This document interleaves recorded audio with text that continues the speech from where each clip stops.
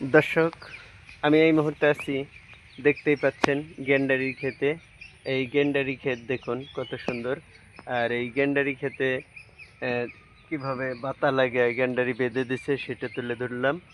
দেখুন, এরকম যারা গেন্ডারি চাষ করেন এভাবেই বাতা দিয়ে বা বাঁশ দিয়ে বেঁধে চাষ করবেন, এতে করে গেন্ডারির অনেক বেশি ফলন আসবে।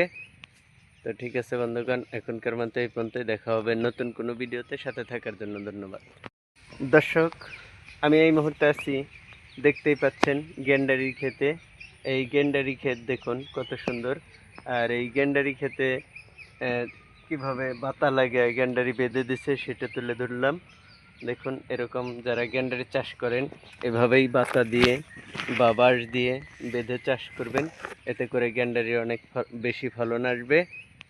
তো ঠিক আছে বন্ধুগণ, এখনকার মতো এই পর্যন্তই। দেখা হবে নতুন কোনো ভিডিওতে। সাথে থাকার জন্য ধন্যবাদ।